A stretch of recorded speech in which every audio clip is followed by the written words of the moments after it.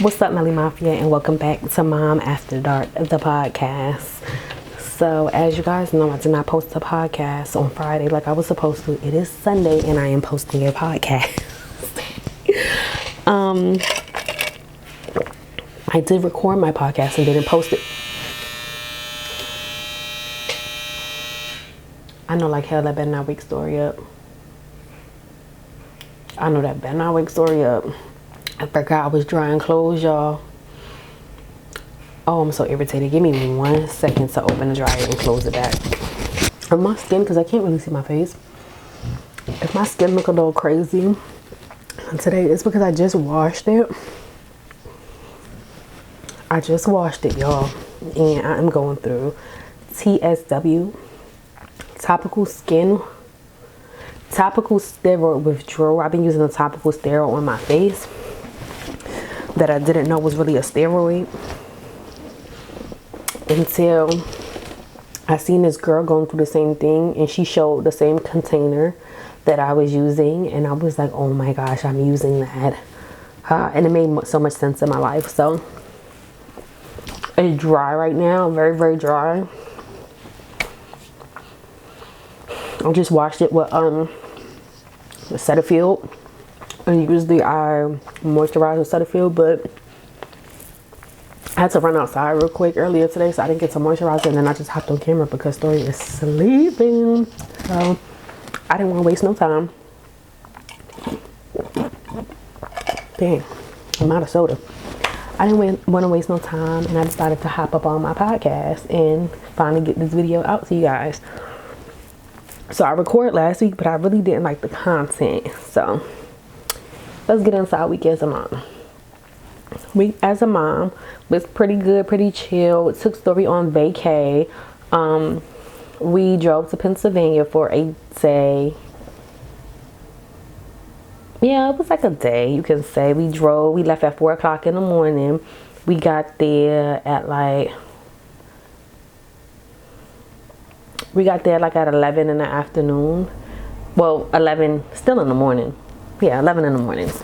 Pushing 12 in the afternoon. We had got there and whatnot. The ride was pretty chill, pretty smooth.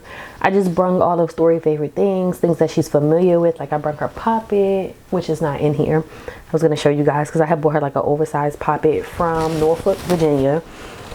Their little shopping mall. They had like a little kiosk and whatnot. And then I brought her favorite blanket, which usually sits in here, but it isn't in here today. But I brought her Blue's Clues blanket with her name on it. That's her favorite. So the key to like good... Oh, that's my stomach. I'm not hungry though. The key to good car rides or road trips, that's what we're gonna say. The key to good road trips is just bring their familiars and bring what they're familiar with. As far as food, that's where we had a hard time with, was food, because Story eats pancake sausages in the morning, and being that we was on the road, I could not heat up a pancake sausage.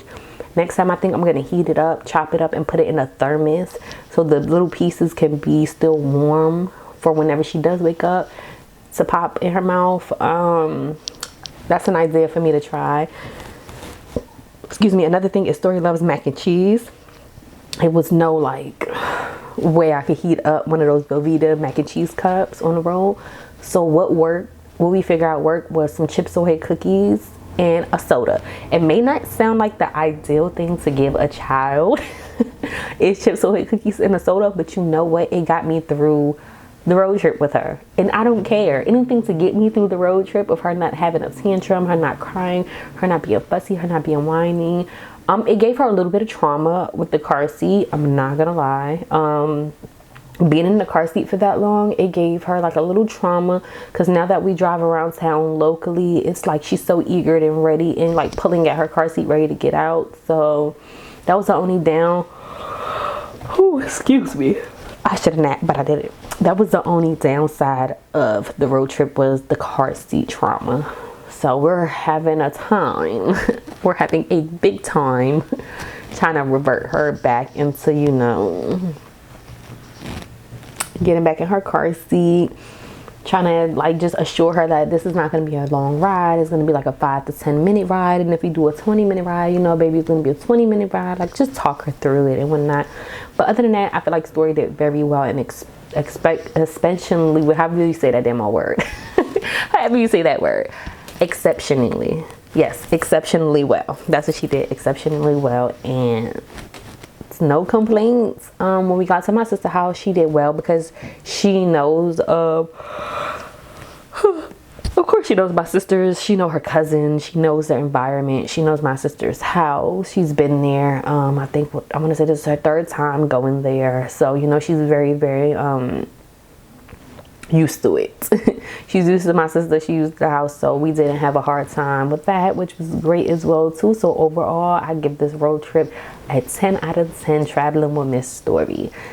And my week was pretty chill after that. We came back, we did therapy, had to cancel a couple therapy sessions because they just didn't coincide with our schedule, or they just didn't, our Story was still had like a little cough and whatnot, so I just canceled it. But other than that, the week was the week. It was good. But let's get into this topic.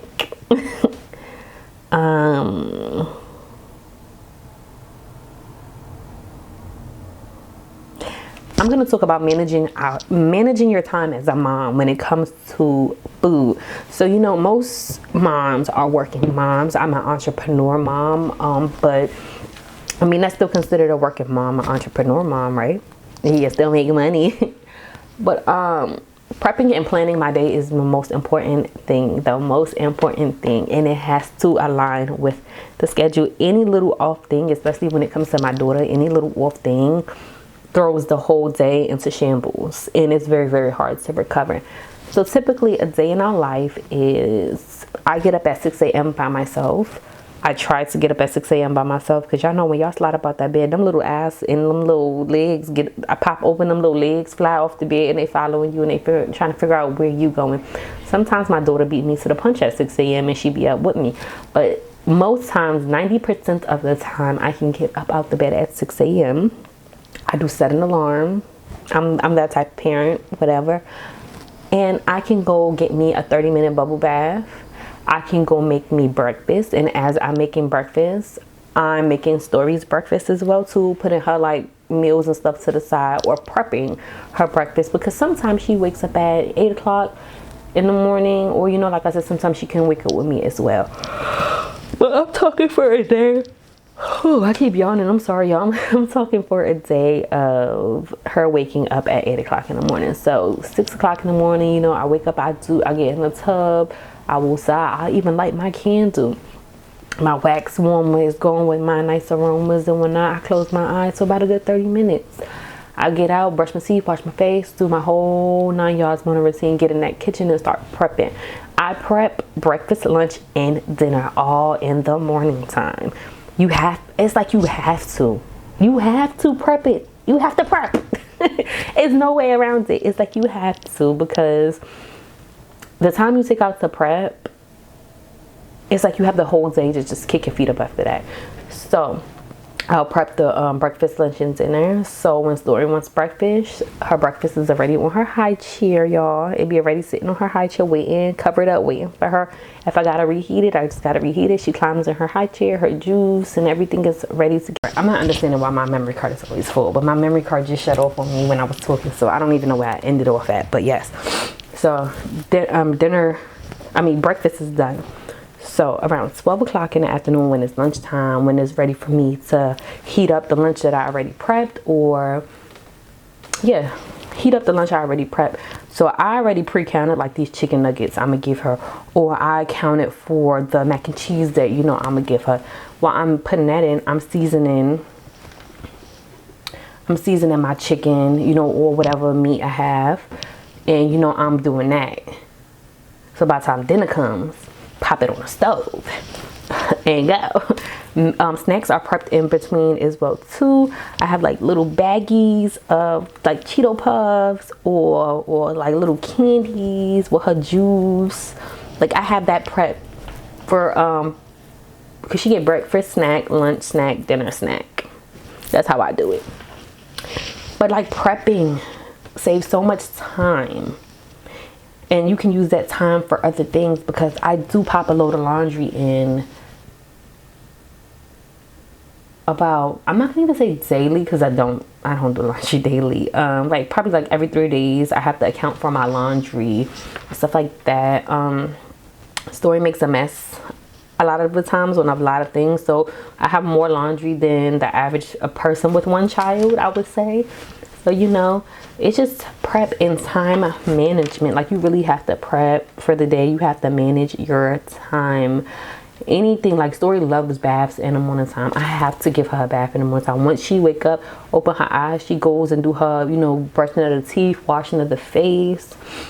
You know, she does all of her routine, but she has to get in that bath in the morning time, or she's not happy. She's a Pisces. She has to touch that water, or she's not happy. Like, we have those kids who have to do a certain thing to make them happy and to get them out the door, and if you don't do that, your day is knocked off with them. Like, they tantrum and bad behavior, and then you sitting there wondering like, dang, what's wrong with them? Yeah, they didn't let them do what they love to do. So she loves to take a bath in the morning time, so I let her take a bath, even if the butt don't need to be clean, y'all. Even if it don't need to be clean, I run the water, put like an inch of water in there, if that, like no more than this amount of water of your fingertip. That's me, fingertip amount. Throw some bubbles. Her toys are pre-put in the tub. All I do is kick them back when it's time for me to get in the tub, but toys are already in there. Splash, splash, splash. She lets me know when she's ready to get out, and then she'll go eat her breakfast, and she's calm, cool, and collected and ready to play for the day, or ready to go out the door for the day with a positive attitude, or ready to play with her toys for the day with a positive attitude. It's like, if I don't follow by that schedule, nobody attitude is positive. Nobody attitude is positive for the day. So if you find yourself in confusion and confusion, make you a schedule, prep your meals, figure out what your child loves to do, and do it daily with them. And I guarantee you, life will be so much better. Like, for instance, Story doesn't like a home cooked breakfast. Like, y'all, I love me some bacon. I love me some pancakes. I love me some eggs. I love me some bagels. Like, I like me a nice breakfast. Like, something that's going to fill me up with some, you know, a nice juice. I don't like orange juice. It makes me have bad heartburn. But, you know, something that's going to make me productive for the day. Story, on the other hand, loves her a pancake sausage. So one day I was just like, you know, let me substitute that pancake sausage for a full breakfast. She wasn't happy about that. One day I didn't wake up early, and I was rushing out the door, and I was like, look, no bath. Come on, let's go. Did her little wash up. Come on, let's go. Let's get out the door. And our day did not go good. From them 2 incidents, I learned, okay, no, you cannot substitute anything. If you are running late, you need to push the time back, or you need to cancel wherever you're going to, because it's your sanity or that appointment. And it's always going to be my sanity. I'm always going to pick my sanity over these appointments, because I could reschedule these appointments. I'm not going crazy for the day. I'm not going crazy for the day. So, since those 2 things happened, that's what really got me pushing the schedule. It got me pushing, I need to abide by Story, basically. Like, I just need to abide by the things that she likes to do, so we can roll smooth. And ever since I started doing that, like, just listening to my child, listening to her body language, listening to the things, you know, she loves to do.